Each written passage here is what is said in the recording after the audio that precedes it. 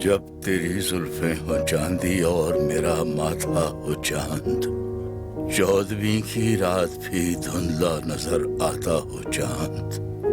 तू मेरी आंखों से देखे, मैं तेरे पैरों चलूं और हमारी रात के होने से घबराता हो चांद। झुर्रियों के जाल में धुंधला हुआ जाता हो सब। तेरी आंखों की बहारें मेरी आंखों का हो चांद। तब समझ आएगा हमको थी मोहब्बत या न थी, गर उन्हीं मिटते से चेहरों में नजर आता हो चांद। तू मेरी खातिर सजा समरा करे उस उम्र में मैं तुझे छेड़ा करूं, कहकर कभी बूढ़ा हो चांद। जिस्म का हिस्सा लगे तब हमको एक दूजे का बोझ, अपनी गुर्बत की हदें देखे तो शर्माता हो चांद। जब सवानेज़े पे हूं खुद अपनी गोदों के चिराग, और अपने आंगनों में हर कोई रखता हो चांद। बाप के भी बाप हो जाएंगे हम जिस दौर में, क्या खबर उस दौर की, उस दौर में कैसा हो चांद। पर मुझे उस दौर के हर इम्तिहान का खौफ है। आज शर्माता है हमसे, कल को ना हंसता हो चांद। अपनी खिड़की से नजर आता है जितना आसमां, यूं न हो उस दौर में उस समत ना आता हो चांद।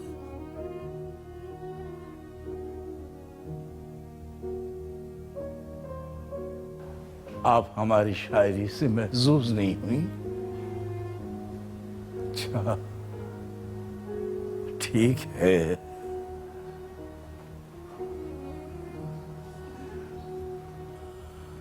अच्छा, हम आपको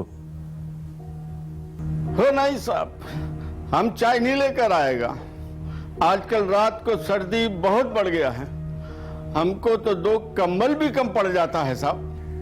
अरे बादशाह सलामत साहब, आप जरा जल्दी से चाय बनाने का मार्का सर करके आइए, वरना आपके अजदाद क्या कहेंगे। शर्मिंदगी होगी उनको आपकी इस हरकत से। अरे बेगम साहिबा को तो खामखा चाय की इस बेख्तिलाफी आदत है। खान साहब खबरदार। नहीं साहब, रात को हमको सर्दी में बाहर सोने का हिम्मत नहीं है। खामोशी में मौत का यह लाभ नहीं सुन रहे क्या बादशाह खां? तुम कुछ नहीं सुन रहे क्या?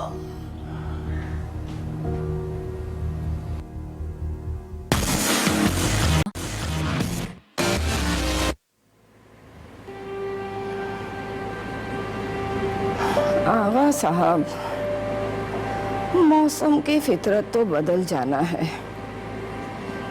क्या खिजा क्या बहार। मगर खजा कुछ अलग है। जब इंसान शऊर और आगाही की सतह से बहुत नीचे था, तब खजा को मौत के नाम से याद किया जाता था। खजा के आते ही फितरत के ऊपर मौत की कुव्वतों की यलगार दिखाई देती थी। हर जानदार के आगे जिंदगी की बका का सवाल पैदा हो जाता और मौत का खौफ काले नाग की तरह फन फैलाए उसके सामने खड़ा हो जाता।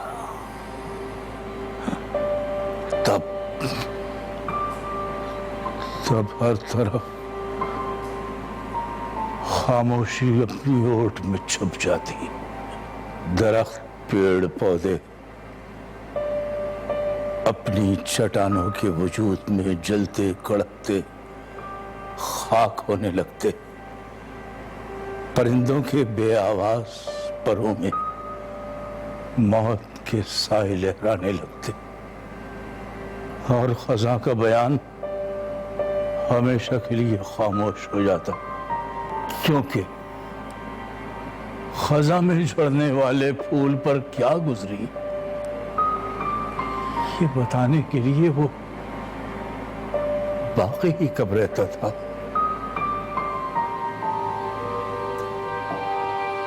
पछतावा बहुत था, इतना कि कबीर अहमद के बूढ़े आसाब उसे उठाए हुए थे। ये कोई मौजज़ा था, ये शायद दोनों के जिस्मों से रूह परवास कर चुकी थी और रूह की जगह इंतजार ने ले ली थी। इंतजार कि कब दरवाजे पर दस्तक होगी और बेटा लौट आएगा। वक्त तो बड़ी तेजी से गुजरता था, अब क्यों घिसट घिसट के गुजर रहा है, जैसे कहीं अटक गया हो। हाँ, जैसे पलकों किनारे कोई आंसू से अटक गया हो। अब तो हर आती जाती सांस ऐसे दिखाई देती है जैसे किसी से उधार मांगी हो। इंतजार की ना खत्म होती कैफियत अब तो दिल में पथरा गई है।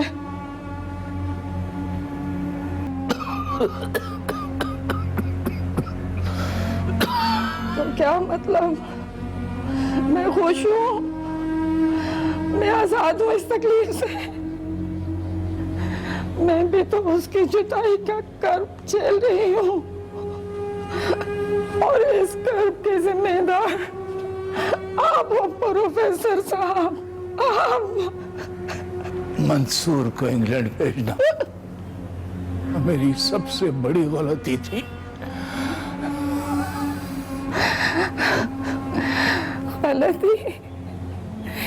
गलती ना कहिए प्रोफेसर साहब, अपनी अना कहिए, खुदगर्जी कहिए, खुदगर्जी कहिए प्रोफेसर साहब।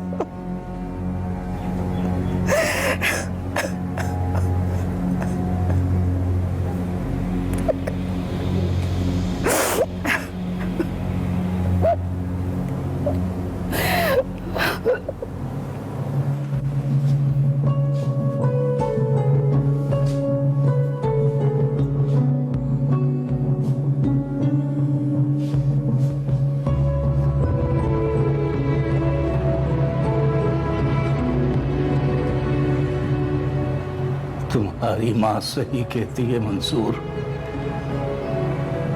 ये मेरी अना, मेरी खुदगर्जी थी।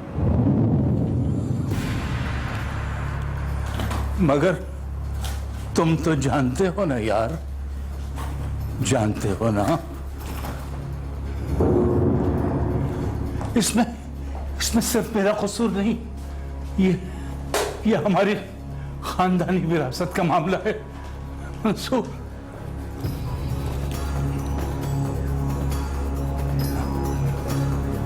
मेरे परदादा की ख्वाहिश थी कि मेरे दादा इंग्लैंड जाकर आला तालीम हासिल करें और फिर बहुत बड़े अफसर बने, लेकिन ऐसा नहीं हो सका।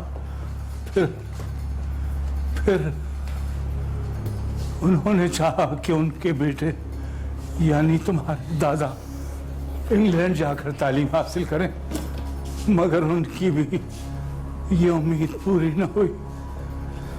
और फिर तुम्हारे दादा ने चाहा कि मैं विलायत जाकर आला तालीम हासिल करूं, मगर अफसोस ये भी हसरत ही रही।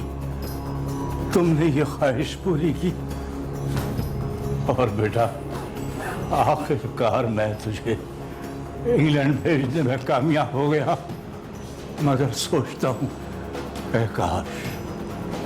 काश ऐसा ना होता, बल्कि जिस तरह मेरे बाप दादा के पास वसाइल नहीं थे, कहा मेरे पास भी तुझे इंग्लैंड भेजने के लिए वसाइल ना होते। काश ऐसा होता, काश ऐसा हो जाता।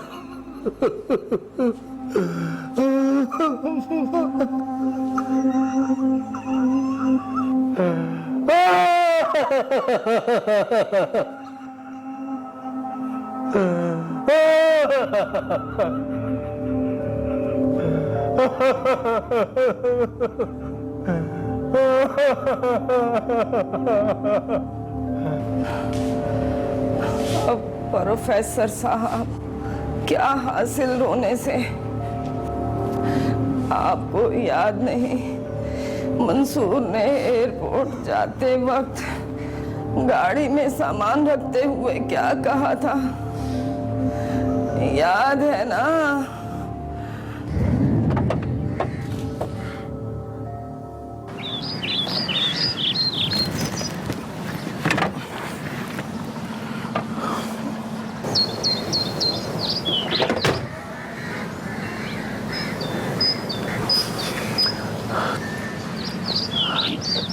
बाबा,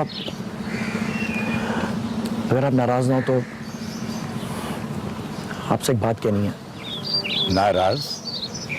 और तुमसे? कम ऑन माय सन, तुम मेरे इकलौते बेटे ही नहीं, इकलौते दोस्त भी हो। तो क्या कहना चाहते हो? बाबा, बचपन से हम लोग यही सुनते हुए आ रहे हैं कि औलाद बुढ़ापे का सहारा होती है, और ये औलाद उसी बुढ़ापे की लाठी भी होती है ना बाबा, है ना? तो फिर आप अपने इस बुढ़ापे में अपनी इस लाठी को क्यों गंवाना चाह रहे हैं बाबा? क्यों? जज्बाती मत बनो मंसूर, ये सिर्फ 3 साल की बात है और तुम्हारे करियर के लिए बहुत जरूरी है। तुम देखते नहीं आजकल जॉब में कितना कंपटीशन है। मगर मेरा ज़मीर इस बात की इजाजत नहीं दे रहा बाबा कि मैं आप दोनों को इस बुढ़ापे की दहलीज पे यूं अकेला छोड़ के लाइफ चला जाऊं, वो भी सिर्फ अपनी जात के लिए। नहीं बाबा। फिर वही जज्बाती ख्यालात, बेवकूफ बातें। अरे बेटा, 3 साल तो यूं ही चुटकी बजाते गुजर जाते हैं। और अगर बाबा मैं वहां पे जाके बदल गया तो उस फरंगी तहजीब के रंग में रंग गया तो बाबा, और अगर किसी शौहरत की खातिर किसी बरतानवी लड़की से शादी कर बैठा तो बाबा, और सबसे बढ़ के अगर मैं अपने वतन भी वापस ना लौट सका तो बाबा। नहीं नहीं, ऐसा कुछ भी नहीं होगा बेटा। मुझे अपने खून पर पूरा भरोसा है। तो ठीक है बाबा, जब आपने फैसला किया तो ठीक ही किया।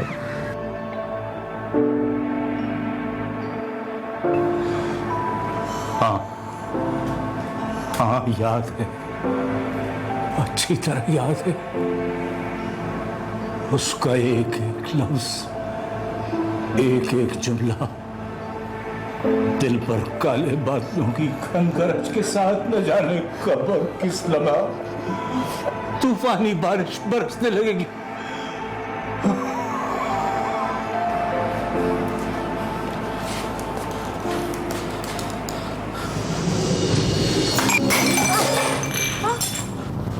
बादशाह खान, बादशाह खान, बादशाह खान, बादशाह खान, क्या हो गया? अरे एम्बुलेंस को बुलाओ। क्या हो गया? अरे आप एम्बुलेंस को फोन करें। हाँ, जी, हार्ट अटैक हो गया। हार्ट अटैक बादशाह खान, अपने आप को संभालो।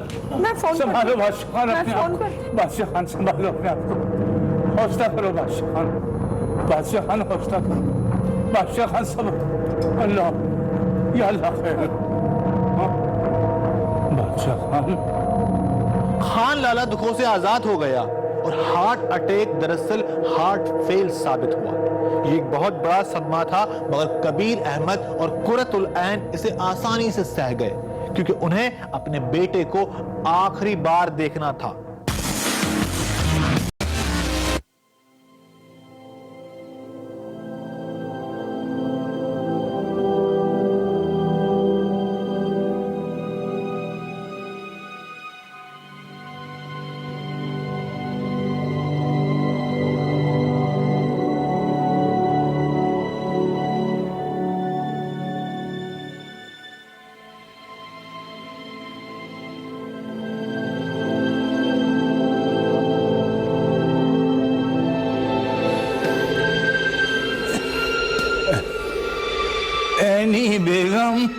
अरे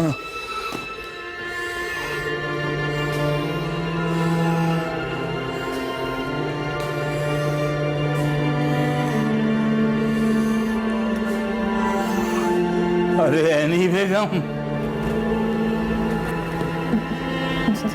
जी जी आ रही हूँ, आ रही हूँ।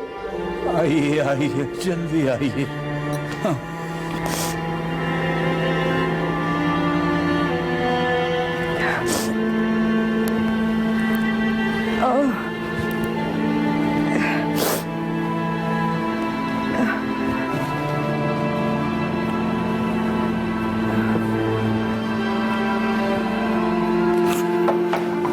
आइए, तशरीफ लाइए। चश्मे माँ रोशन, दिले माँ। क्या बात है आपकी। चाय, क्या हो चाय गया? बनाई है आपके लिए हमने। अच्छा,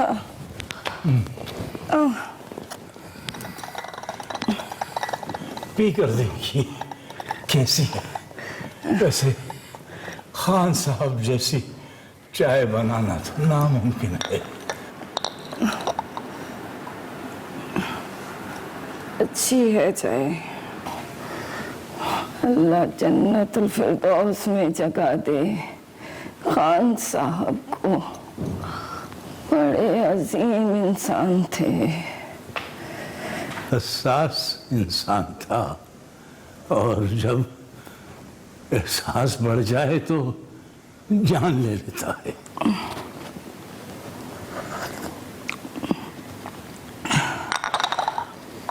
अपने दुख दर्द खुद ही सहते थे। औलाद छोड़कर चली गई, जिंदगी जैसी बीवी मर गई। बर्दाश्त किया उसने। हमारे रिश्ते के अक्स में रहते रहते अपना दिल राजी कर लिया उसने। मगर वो हमारे दुखों को बर्दाश्त नहीं कर पाया। हमारा दुख तो छूत की बीमारी निकला।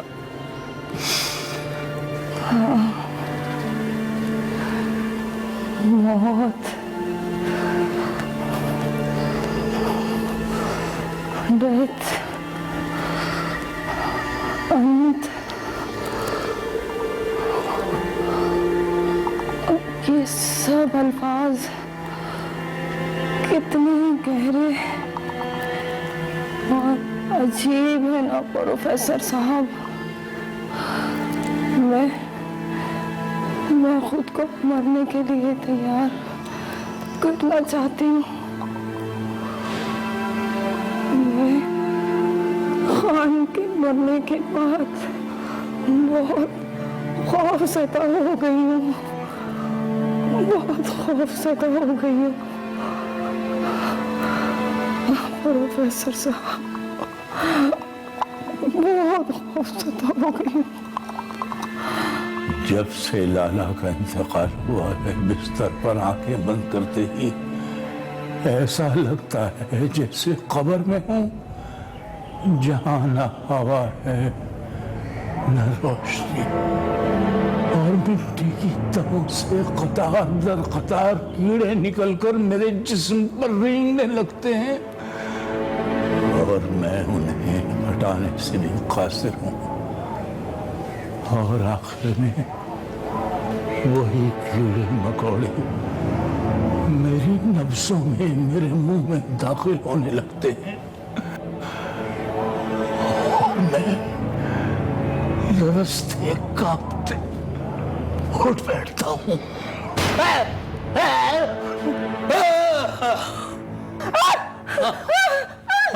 क्या हुआ? क्या हो गया? कौन है? क्या हुआ? ख्वाब, ख्वाब, ख्वाब था, ख्वाब था। सो जाओ, सो जाओ, सो जाओ, सो जाओ, सो जाओ, सब ठीक है, सब सो जाओ, सो जाओ।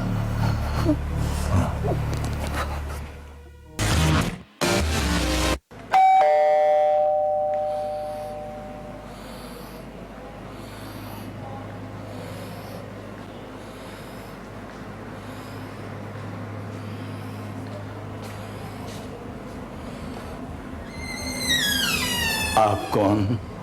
प्रोफेसर कबीर साहब, जी, मैं Anand. Really I am very sorry, मैं आपको जानता नहीं। मैं मंसूर का दोस्त हूँ, इंग्लैंड से आया हूँ। अच्छा अच्छा, मंसूर के दोस्त हो तुम। आओ बेटा, अंदर आ जाओ, अंदर आ जाओ। आओ मेरे बच्चे।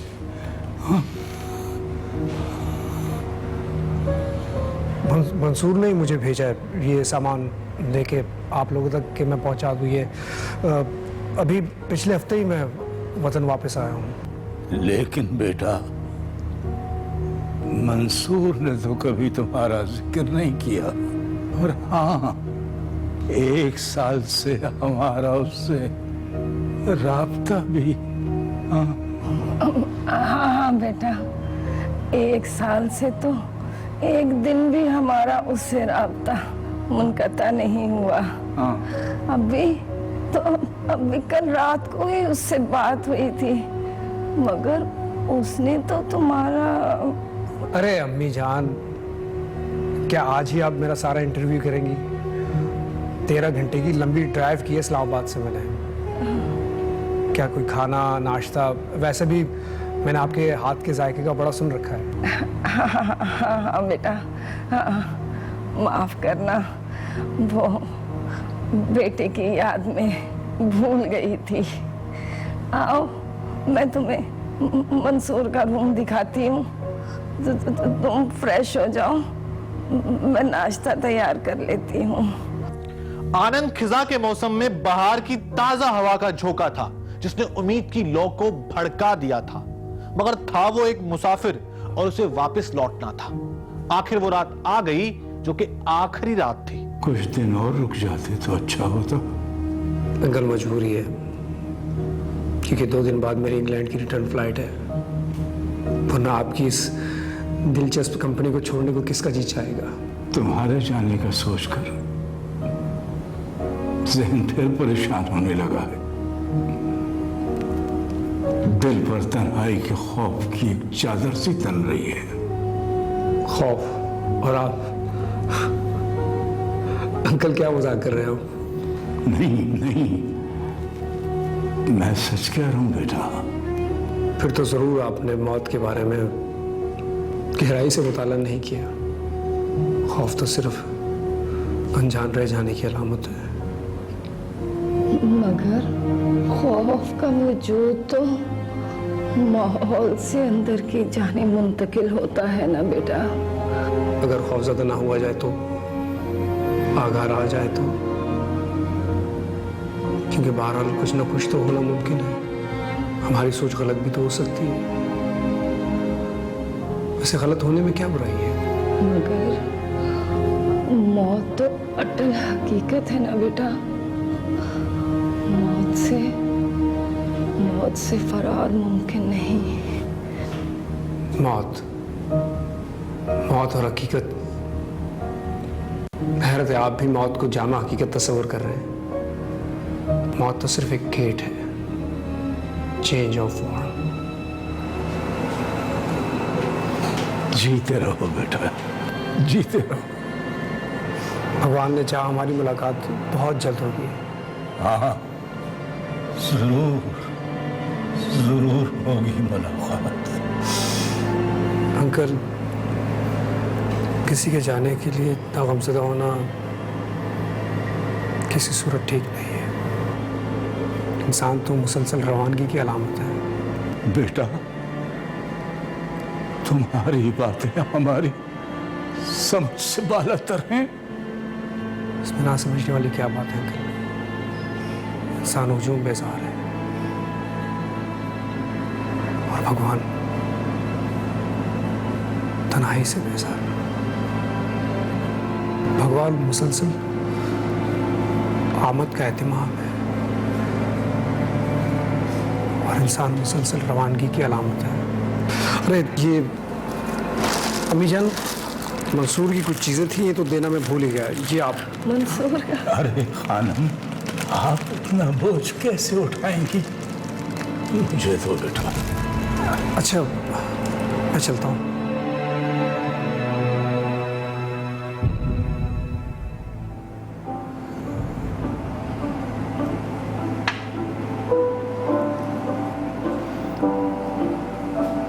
मेरी मजाजत से हकीकत की तरफ जाने वाली सीढ़ी, अगर तेरा साथ ना होता तो ये जिंदगी ही ना होती। लगता है आनंद की बातों का बहुत गहरा असर ले लिया है आपने। ओह, हम तो आनंद की बातों के सार में ऐसे माव हुए कि मंसूर के भिजवाए हुए गिफ्ट तक नहीं देख सके। हाँ। प्रोफेसर साहब सुने, प्रोफेसर साहब सुनिए, प्रोफेसर साहब सुनिए, प्रोफेसर साहब रुक जाइए, प्रोफेसर साहब रुक जाइए, रुक जाइए प्रोफेसर साहब, प्रोफेसर साहब, प्रोफेसर साहब दरवाजा खोलें प्रोफेसर साहब, this is not fair professor साहब, दरवाजा खोलें प्रोफेसर साहब, दरवाजा खोलें, देखें ये सही नहीं है प्रोफेसर साहब, मुझे सब पता है, मुझे सब पता है प्रोफेसर साहब।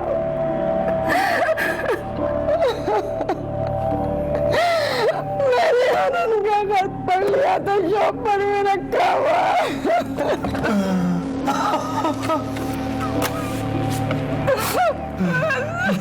मुझे माफ कर दो एमी, माफ कर दो मुझे। मैंने अपनी अना की तस्कीन के लिए मंसूर को लंदन बम धमाकों में मर के भेज दिया। तुम्हारा लख्त जिगर मंसूर मेरी वजह से इस दुनिया से चला गया। मुझे माफ कर दो। नहीं प्रोफेसर साहब, नहीं नहीं, इसमें आपका कोई कसूर नहीं है। मंसूर की मौत उसे लंदन लेकर गई थी, अल्लाह को यही मंजूर था प्रोफेसर साहब, अल्लाह को यही मंजूर था प्रोफेसर साहब।